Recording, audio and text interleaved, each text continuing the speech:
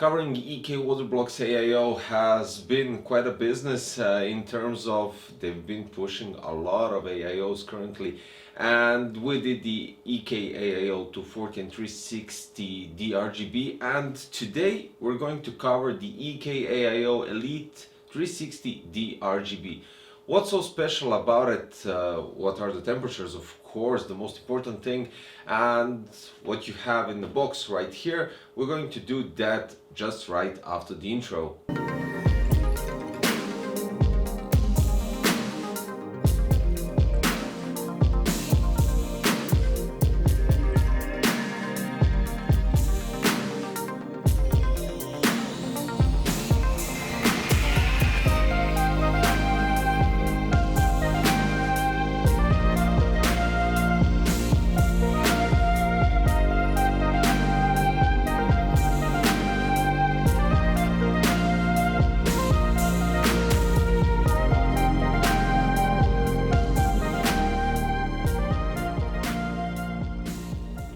So what can you do with this AIO?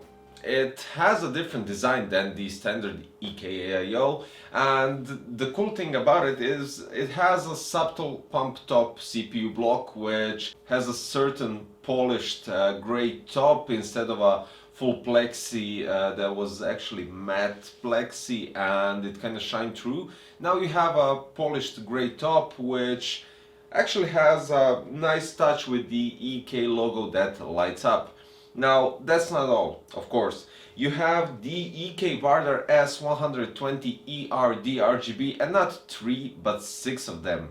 So guys, you can do a push-pull combination with this baby and basically place it on front, because I don't think that many cases support top 360 and especially push-pull combination. Rarely any, or if they are pushed on the front side of the case, giving you enough space to do so. So even though this is an outstanding AIO just by the looks, I think it's limited to certain cases, of course. Now we're going to unbox it right away and check out what we got in the box content. So it's fairly a huge box, I have to admit. And of course you get a very nice manual that describes everything, how to connect it to your AMD sockets, to your Intel sockets, and wow. So 3 fans, as I said, EK-Vardar ER120, 3 of them right here, and we have 3 more right here. So 6 EK-Vardar fans. You have the EK hub, which is a cool addition. Basically, I really love the design here. We have 6 PWM connectors, 6 addressable RGB headers, 3 on each side. You have 2 additional connectors which are a motherboard ARGB and motherboard fan. So basically you just connect that part to your PWM header on your motherboard and addressable RGB header on, of course, motherboard. And you have the SATA power. I think this would be really nice if it's magnetic, but we'll check that out later. Now we have more stuff here. So you have, of course, thumb screws, locking screws, backplate for the Intel socket. You use the standard AMD backplate that is already on the motherboard, so you don't have to worry about it. You get additional, I think it's additional, but I'm pretty sure compared to the past review I did on the EK-AIO that this is additional thermal paste, and that's basically it, what we got here for the mounting. And let's see, oh okay, we have 2 cables. One is dedicated for the, as I said, PWM header on your motherboard, and one is dedicated for your addressable RGB 3-pin header on your motherboard. You get 4 screws because you can attach this controller to your SSD bracket at the back side of your motherboard, which is quite nice and actually quite clever. Personally, I don't like placing sticky tape or double-sided tape or even Velcro tape or whatever it's called on the back side, and then eventually you'll remove it, right? And also I don't like the magnetic one because it's not fixed constantly, and it kind of does tend to move depending on the length of the cables, and will one cable move the other and stuff like that. This one is really cool and very, very thoughtful, and I think I'm going to, wow, I think I need this. This is EK Hub is amazing. Okay. And finally, after all the small talk, we have the 360 radiator and the EK pump. Wow, really cool.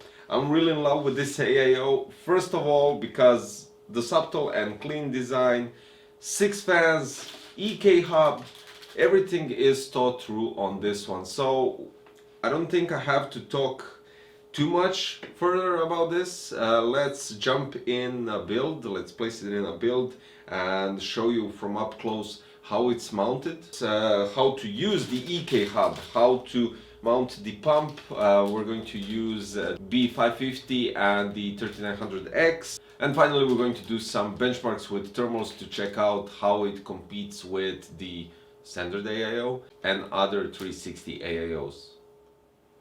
Now, of course, it does kind of make a difference when you take some component part from the foil and then you examine it a bit more thoroughly. So I have to apologize from the beginning of the video that the EK hub controller for the addressable RGB and for the PWM fans actually has 7 connections instead of 6. So 7 for ARGB and 7 for PWM for your fan speeds, which is really amazing, because at first I was kind of curious, where do I plug in the pump top?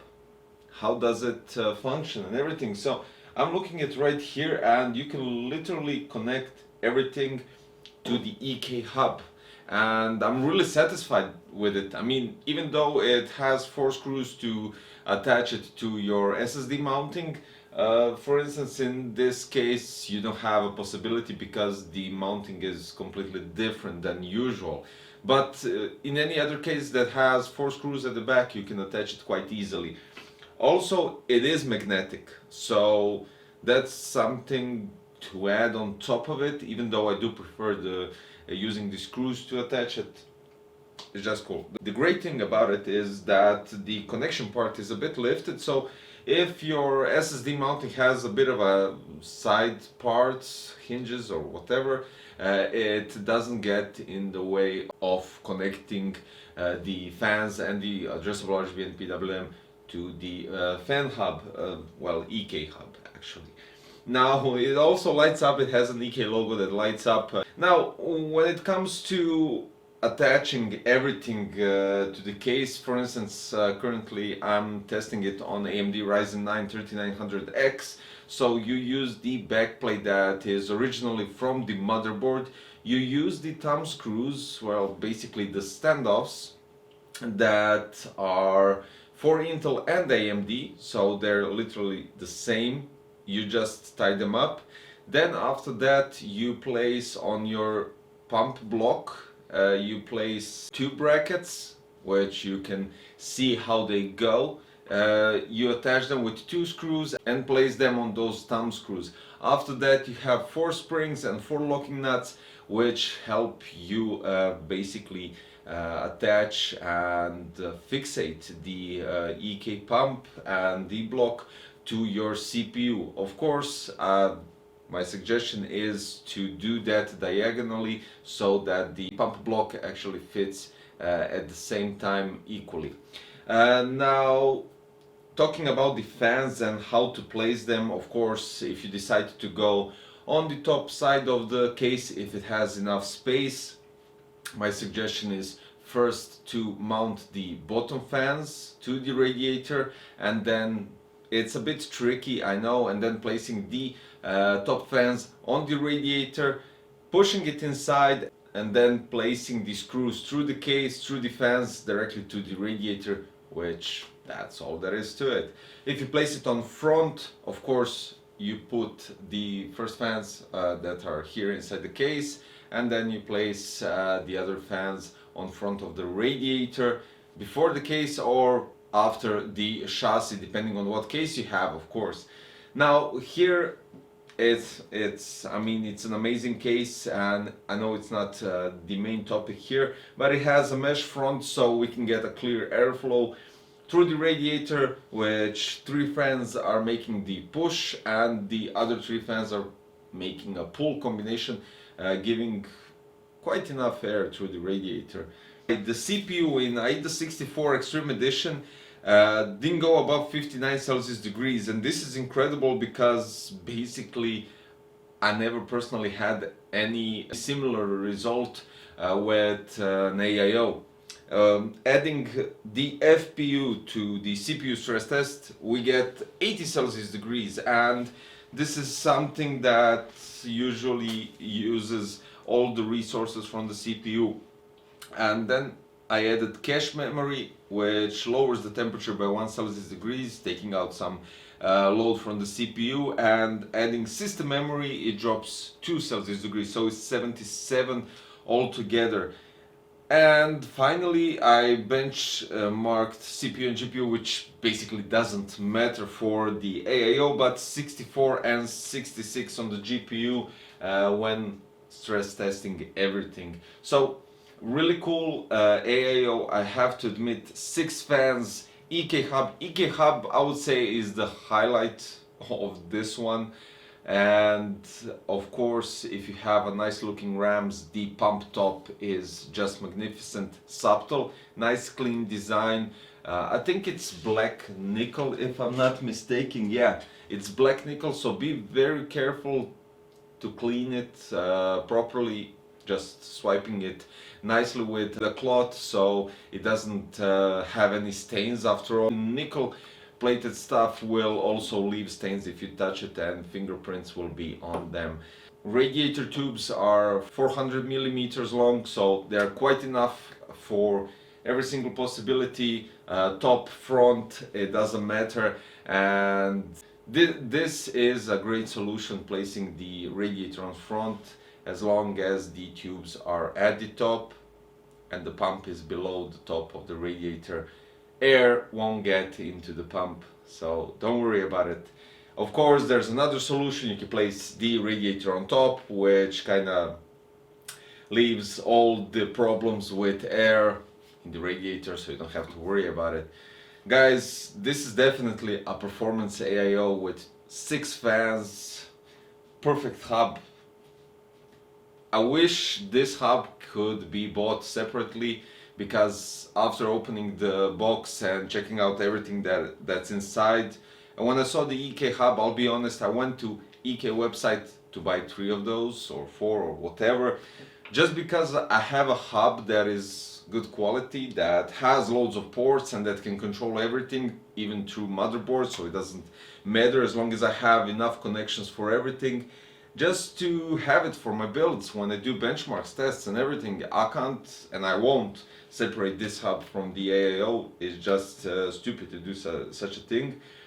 But wish EK has this sold separately. It would be definitely cool. And I know loads of you guys are constantly searching for addressable RGB hub and a PWM hub, and this is just all in one, and plus you don't have to use your Molex power cable to power it up, because it uses SATA. So yeah, that's cool, guys. After all, performance PC crazy badge, and I would say premium look. Well, basically I already said it, PC crazy premium badge. Thank you for watching today's video. There's only one website that I would suggest buying EK-AIOs, and that's EK-Vardar official website. I'm placing it below so you can check out all the details, of course, and of course the price. And I'll put a separate link for other EK-AIOs which are different. You have 3 fans, you have non-RGB and stuff like that. Of course, stay tuned for future, because I have one more AIO from them to review, test, stress test, benchmark, whatever you want to call it. So don't forget to subscribe. First of all, you are helping out my YouTube channel with your subscription. Comment, like, and of course stay tuned and up to date with future videos. Thank you for watching, and I'll see you next time. Bye bye.